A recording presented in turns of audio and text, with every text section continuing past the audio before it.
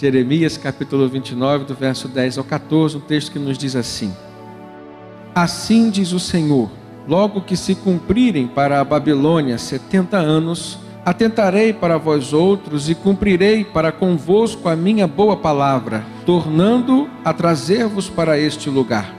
Eu é que sei que pensamentos tenho a respeito de vós, diz o Senhor, pensamentos de paz e não de mal, para vos dar o fim que desejais. E então me invocareis, passareis a orar a mim e eu vos ouvirei.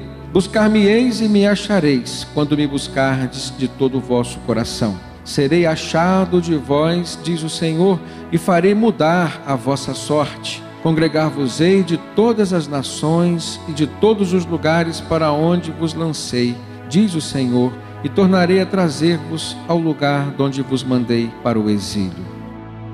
Amados, a última frase desse texto que nós lemos faz alusão a uma situação de vida em que se encontrava o povo de Israel, o povo de Deus, o exílio. E esse texto relata ou retrata para nós uma das maneiras como Deus procede para com aqueles com quem Ele tem uma aliança, com quem Ele tem um compromisso. E muitas vezes nós nos enganamos achando que por termos uma aliança com Deus, poderemos levar uma vida de acordo com a nossa vontade, buscando os nossos desejos, vivendo ao nosso bel prazer, uma espécie de hedonismo, ou seja, uma vida controlada pelos sentidos, pelos desejos pessoais. Mas, ao contrário disso, uma vez que nós estabelecemos um compromisso com Deus, e Deus estabelece um compromisso conosco, ou seja, uma vez que uma aliança é feita entre nós e o nosso Deus, há responsabilidades de ambas as partes. E uma das responsabilidades que Deus assume para si é de não nos deixarmos nos perder. Jesus disse: aquele que vem após mim, de modo algum lançarei fora. Então, quando a nossa vida está entregue a Deus, Ele cuida de nós. Na carta do apóstolo Pedro, ele diz: lançando sobre Deus toda a vossa ansiedade, porque Ele tem cuidado de vós.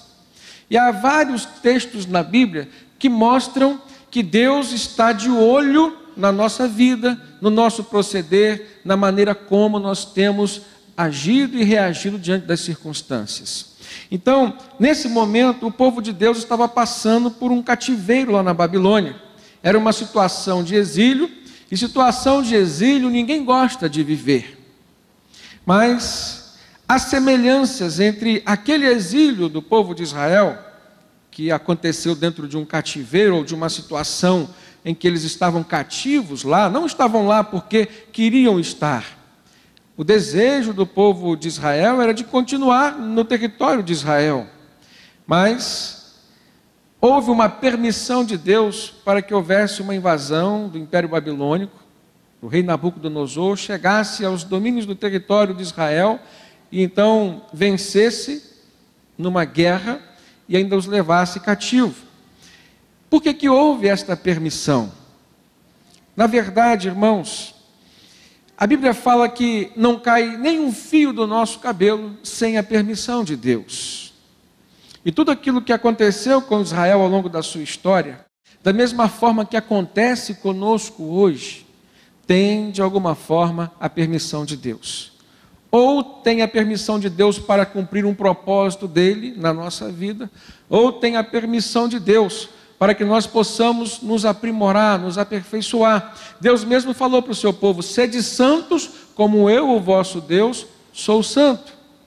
Então, às vezes, esse processo de santificação, de aperfeiçoamento, de busca pela santidade, vai precisar passar por um processo de tribulação, de provação. E a maneira que aprove ao Senhor permitir a tribulação na vida do povo de Israel para conserto deles, para melhoria deles, para o aperfeiçoamento deles, foi um cativeiro numa terra distante. A melhor maneira de nós sentirmos falta de alguma coisa, ou de valorizarmos alguma coisa, é quando nós a perdemos. A maneira mais fácil de nós valorizarmos alguém, ou a amizade de alguém, é quando nós nos afastamos dessa pessoa, quando essa pessoa se afasta de nós. E estar no território de Israel podendo adorar a Deus no templo, podendo ver ali a Terra Santa e viver nela, era algo que tinha sido permitido como dádiva, como bênção ao povo de Deus.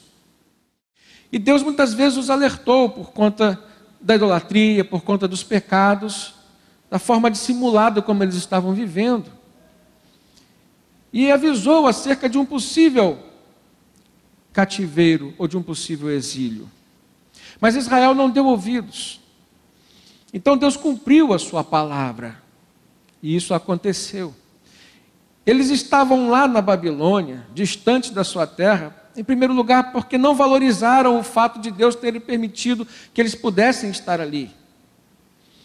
E lá na Babilônia eles sentiram falta da adoração que eles prestavam a Deus no templo. O salmista diz, no Salmo 137, que às margens dos rios da Babilônia nós nos assentávamos e chorávamos, e nos salgueiros que lá havia nós pendurávamos as nossas harpas, e os nossos opressores pediam que nós entoássemos um cântico de Sião. Mas como, pois, entoar um canto do Senhor numa terra estranha? Era a reflexão que o salmista estava fazendo. Então havia uma saudade, havia um sofrimento no interior, na alma, que trazia uma angústia profunda naquelas pessoas, porque eles desobedeceram a Deus e agora estavam debaixo de uma ação corregedora de Deus. E existem algumas semelhanças entre o cativeiro de Israel daquele tempo, irmãos, e os cativeiros que às vezes Deus permite que nós venhamos a viver nos dias de hoje. Que semelhanças são essas? A primeira delas é que ambos são frutos de um juízo de Deus. A Bíblia fala sobre a justiça de Deus e a Bíblia fala sobre o juízo de Deus. Deus avisou antes, eles não deram ouvidos e agora então estavam debaixo de um juízo de Deus. A Bíblia fala que o Espírito Santo é quem nos convence do pecado, da justiça e do juízo. O pecado que nós mesmos cometemos. A justiça, aquela que Deus está sempre pronto a aplicar na nossa vida, como um conceito que nós devemos absorver e viver dentro dele. A Bíblia diz que o justo viverá pela fé. Para vivermos na justiça de Deus, precisamos ter fé. Precisamos crer que Deus existe. Como o autor aos Hebreus disse, nós precisamos crer que Ele é galardoador, ou seja, recompensador daqueles que o amam e o buscam. Então é pela fé que nós estabelecemos um relacionamento com Deus que possa produzir frutos e mudanças eficazes na nossa vida. O pecado é do homem, mas a justiça é de Deus. E se nós não vivermos na justiça de Deus, nós vamos viver debaixo do juízo de Deus, que é quando Deus então começa a exercer a sua posição de juiz, mas um juiz que julga, que dá sentença, mas para a nossa melhoria. Para a nossa melhoria. Nós vivemos a justiça de Deus todos os dias, e às vezes vivemos debaixo do juízo de Deus, mas não para a nossa condenação. Existem dois juízos de Deus, preste atenção nessa palavra, nesses dois conceitos.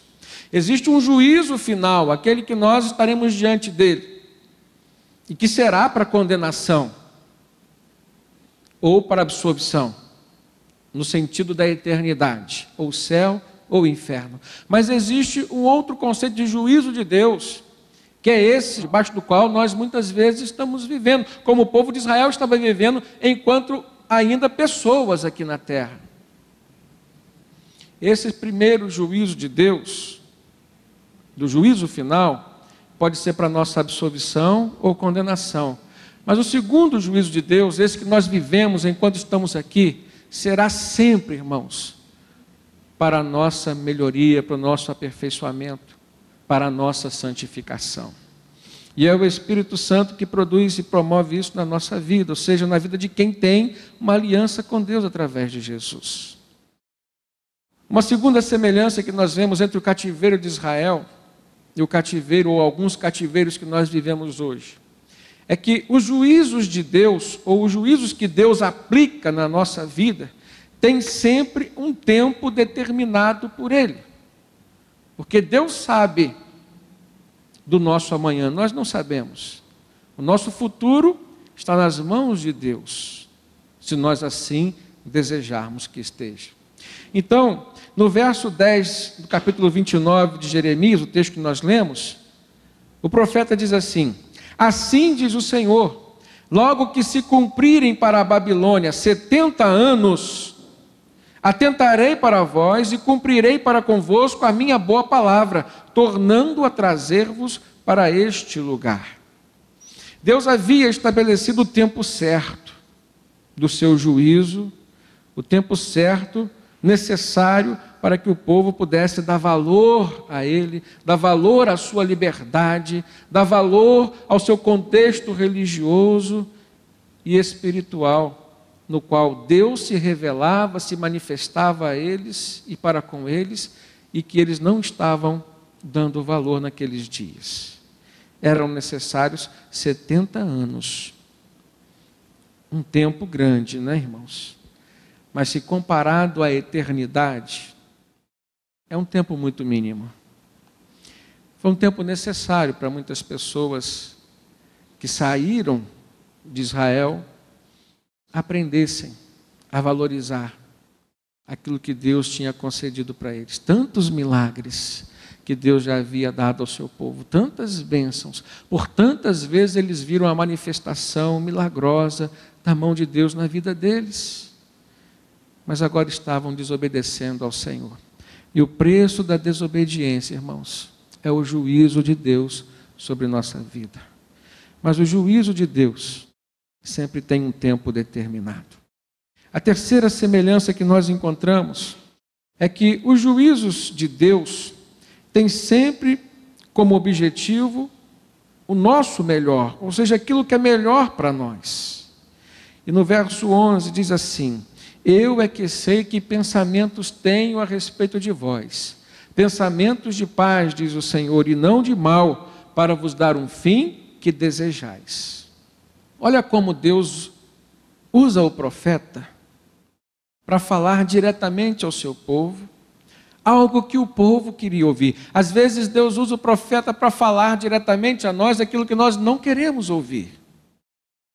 Porque a verdade às vezes dói. E nós não gostamos que ninguém venha mostrar nossos erros, nossos pecados. Naturalmente isso acontece. O homem sábio, ele valoriza. Ele aproveita, ele dá valor às pessoas que mostram os seus erros, porque é assim que nós podemos crescer. Mas o homem vaidoso ou o homem tolo, a Bíblia diz em Provérbios que ele não gosta de ser chamado à sua atenção, não gosta de ver os seus erros, portanto também não gosta de crescer. Mas é pela sabedoria que nós apreciamos alguém que tão francamente, com tanta sinceridade, vem e nos mostra os nossos erros, os nossos defeitos. Pela sabedoria, não pelo gosto, não pelo prazer. Não existe prazer em vermos os nossos defeitos num espelho. Não existe prazer. Mas nesse momento, Deus já tinha mostrado os defeitos de Israel. Já estava tratando dos defeitos de Israel. Mas estava falando o que Israel precisava e gostaria de ouvir. Deus estava prometendo dar a ele um fim que eles desejavam. Um final feliz para a sua história. Por um ponto final naquele exílio, naquele período difícil, de opressão. Irmãos, às vezes nós passamos por momentos de opressões aqui neste mundo, em campos diferentes da nossa vida. Alguns estão passando por momentos de opressão na sua vida financeira. E dívidas, por exemplo, é uma forma de vivermos debaixo de uma opressão. A agonia, a angústia que aquilo nos dá, de um compromisso que precisa ser saldado e não foi ainda, de recursos que precisam aparecer e que nós não sabemos de onde aparecerão. É um tipo de opressão. Gostar de alguém, amar alguém, por exemplo, que não corresponde a esse amor, É algo que traz uma angústia, principalmente quando se tem um laço estabelecido, uma aliança feita. E normalmente as opressões vêm com muito mais força quando nós já não dependemos mais de nós mesmos. Nas questões financeiras, por exemplo, precisamos de um milagre de Deus para que os recursos apareçam, porque toda a nossa renda já pode estar comprometida. Isso acontece com muitas pessoas, com muitas famílias. Na área sentimental, por exemplo, é o cônjuge que ama desesperadamente o outro, mas não tem esse amor correspondido, e não depende mais dele, depende do outro. E a angústia vem porque o tempo passa, os anos vão se passando, e ele não sabe mais o que fazer. Mas, por exemplo, nesses dois casos de opressão que eu citei, existe uma fonte de recurso, que para o povo de Deus é lícito e de direito procurar, esperar, que é o nosso Deus, o nosso Senhor. E os recursos aparecem, os sentimentos podem brotar, a relação pode ser revigorada pelo poder que há no nome de Jesus. E se a questão é financeira, a Bíblia diz que Deus é o dono de todo o ouro, de toda a prata. Se a questão é sentimental, a Bíblia diz que Deus é amor.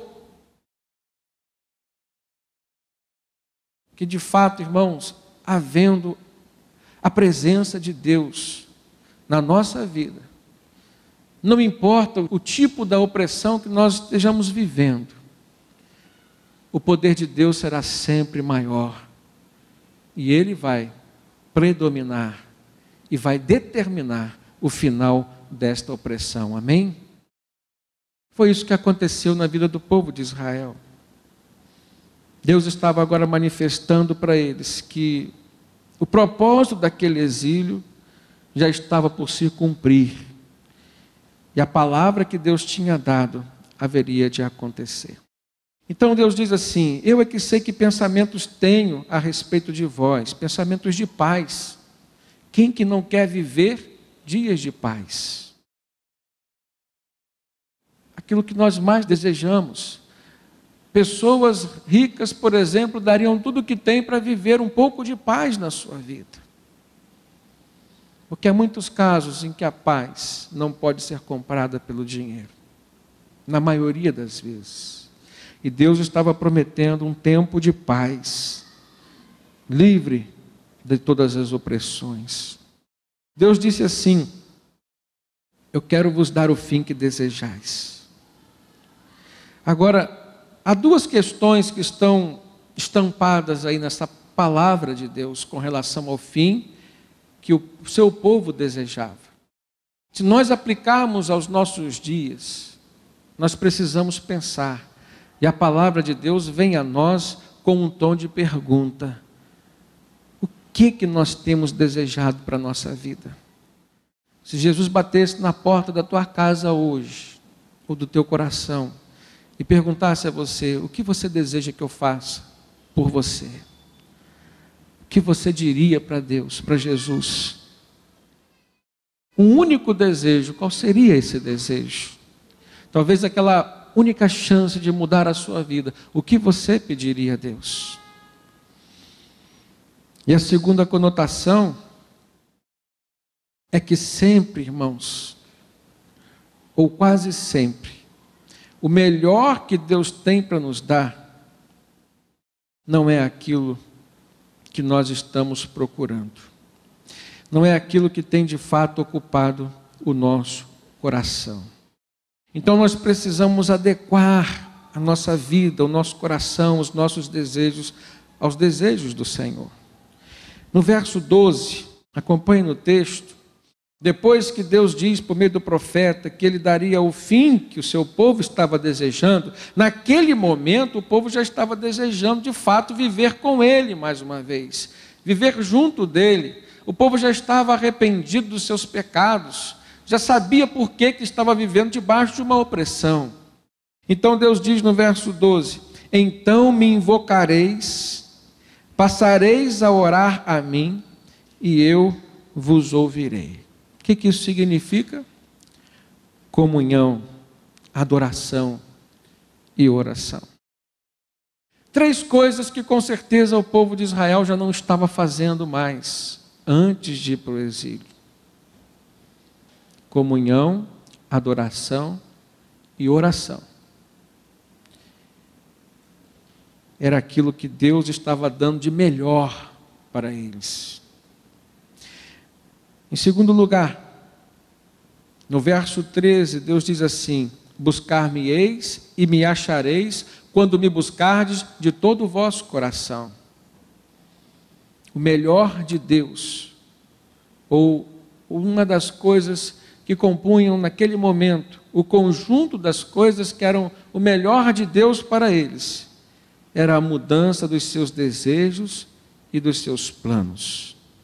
E a pergunta é: se Deus disse para eles: buscar-me-eis e me achareis, quando me buscar de todo o vosso coração, é porque antes o povo de Israel não estava buscando a Deus.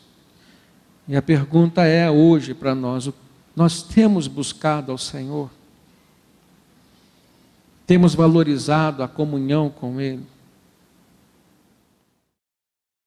E mais, nós temos, irmãos, buscado com todo o nosso coração?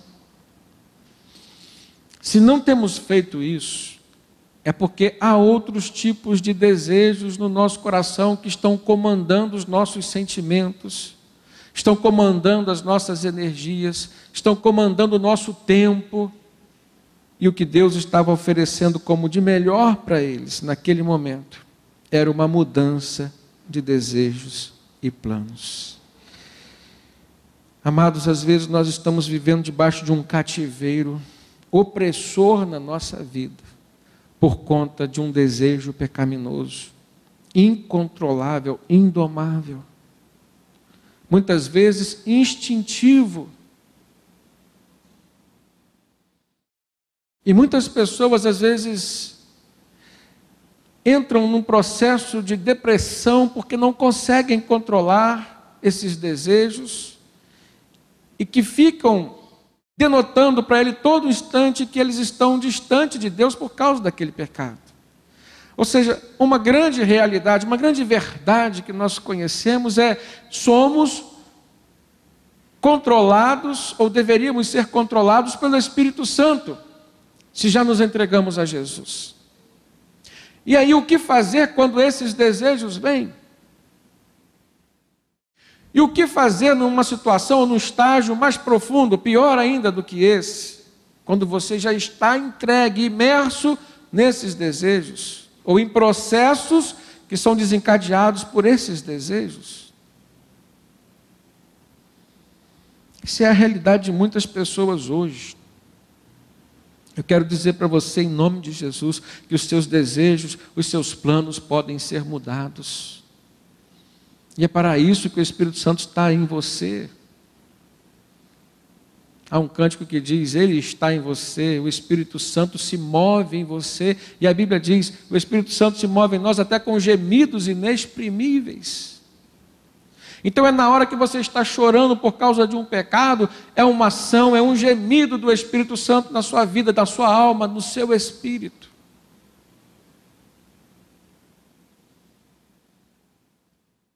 Muitas pessoas querem sentir o mover do Espírito Santo através das alegrias, tão somente, com expressões de euforia. Mas, irmãos, a Bíblia mostra, na maioria das vezes, o Espírito Santo causou foi gemidos em quem tinha compromisso com Deus, por conta do pecado. E mais uma vez eu digo, o Espírito Santo, a palavra de Deus nos diz que ele convence o homem do pecado, da justiça e do juízo. Ele é consolador, mas a consolação que o Espírito Santo nos dá é uma consolação sóbria, consciente, e que não esconde nem camufla os nossos erros e os nossos pecados. Se somos consolados, é para o nosso crescimento, para a estabilidade da nossa vida, que somos consolados. E não há como termos uma vida estável se ainda estivermos imersos no pecado, debaixo de uma opressão, de um desejo ou de um plano pecaminoso. No verso 14, Deus ainda continua falando sobre esse pacote de coisas que Ele tem como melhor para o seu povo. Deus diz assim: serei achado de vós, diz o Senhor, e farei mudar a vossa sorte. Que coisa linda, irmãos. Temos um Deus que se preocupa com a nossa sorte. Aquilo que acontece na nossa vida, que para aqueles que já têm Jesus no seu coração, não são mais consideradas sortes, e sim bênçãos de Deus, porque a ação de Deus está sobre nós. Romanos 8:28 diz que todas as coisas cooperam para o bem daqueles que amam a Deus. Então a sorte existia para você, assim como o azar existia antes de você entregar sua vida para Jesus. Mas depois que você entregou sua vida para Jesus, o que vem para você são bênçãos de Deus. Você não está mais entregue nem à sorte e nem ao azar. Existe um compromisso de Deus com você. E esse compromisso se estabelece mediante a palavra de Deus. E aí nós chegamos a uma conclusão, que toda a ação de Deus reflete a sua fidelidade. Toda a ação de Deus reflete a sua fidelidade. Em primeiro lugar, irmãos, Deus é fiel à sua palavra. Jesus disse: passará os céus e a terra, mas a minha palavra ou as minhas palavras não passarão. Em segundo lugar, Deus é fiel para com aqueles que o amam.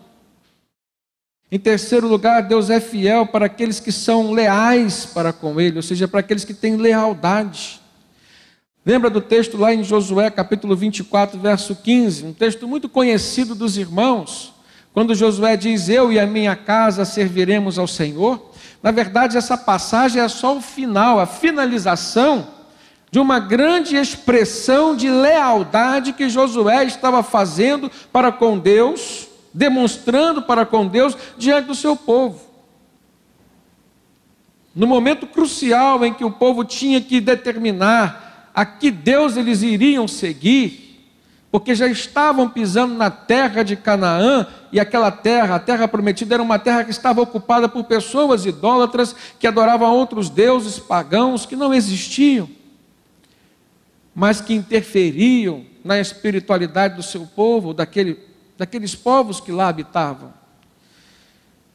Josué se levanta diante do povo e diz assim: se vos parece mal aos vossos olhos servir ao Senhor, escolhei hoje a quem servais, se aos deuses a quem serviram os vossos pais, que estavam além do rio, ou aos deuses dos amorreus, em cuja terra habitais. Porém eu e a minha casa serviremos ao Senhor.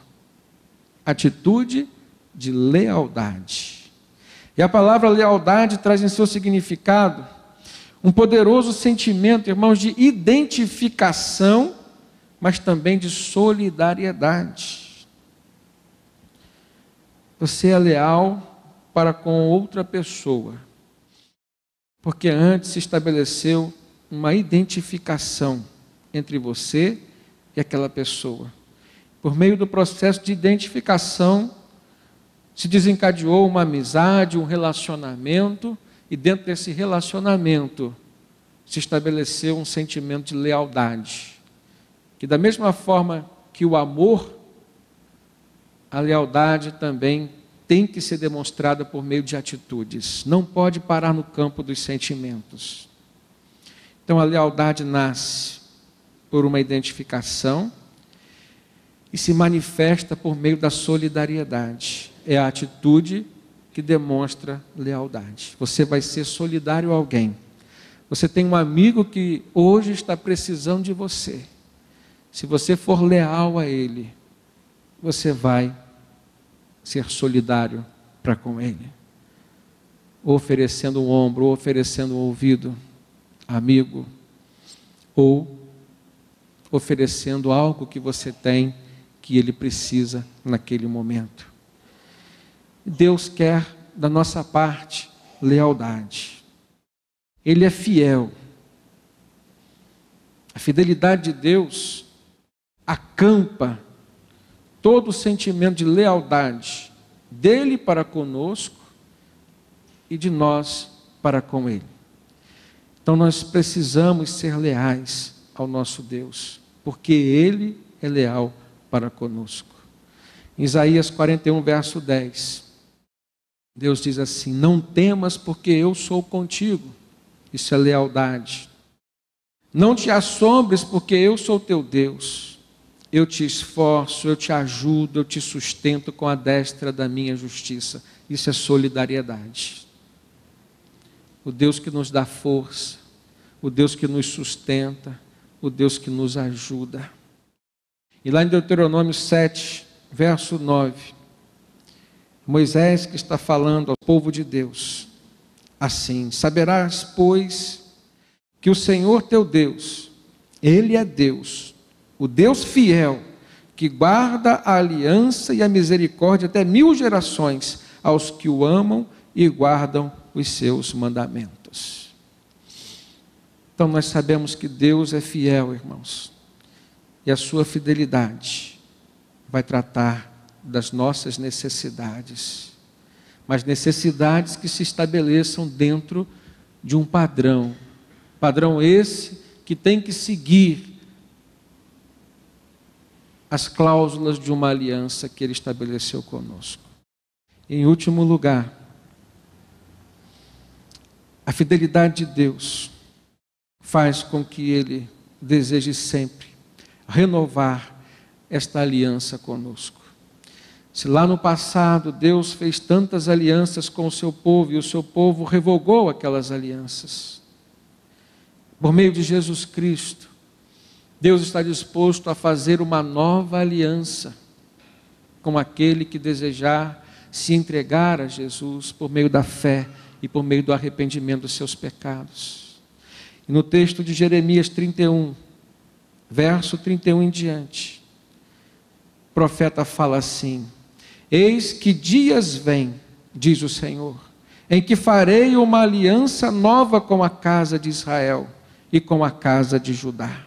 Não conforme a aliança que fiz com seus pais no dia em que os tomei pela mão para os tirar da terra do Egito, porque eles invalidaram a minha aliança, apesar de eu os haver desposado, diz o Senhor. Agora preste atenção, o profeta diz assim: mas esta é a aliança que farei com a casa de Israel, diz o Senhor, depois daqueles dias. Porei a minha lei no seu interior e a escreverei no seu coração, e eu serei o seu Deus, e eles serão o meu povo. Uma aliança fundamentada no amor e não na lei. E é nesta aliança, irmãos, que nós podemos viver hoje, experimentando a ação amorosa de Deus na nossa vida. Quantas e quantas vezes nós nos deparamos com os nossos erros? Quantas e quantas vezes? E muitas vezes não temos tido forças para vencer. E se não fosse a misericórdia e o amor de Deus que regem esta aliança debaixo da qual nós vivemos hoje, a palavra de Deus nos diz que todos nós seríamos consumidos. Mas o amor de Deus, declarado a nós por meio de Cristo Jesus, faz com que a cada dia as suas misericórdias sejam renovadas, faz com que o perdão esteja disponível a nós, faz com que a nossa vida e a nossa história possa ser reescrita, mas segundo a direção e os valores do nosso Deus. Portanto, irmãos, se estamos vivendo debaixo de algum cativeiro, de alguma opressão, uma verdade está declarada a nós. Isso tem um tempo finito na nossa vida. E a nossa vida estando nas mãos de Deus. Uma coisa é certa: o melhor de Deus já foi separado e reservado para nós. Amém?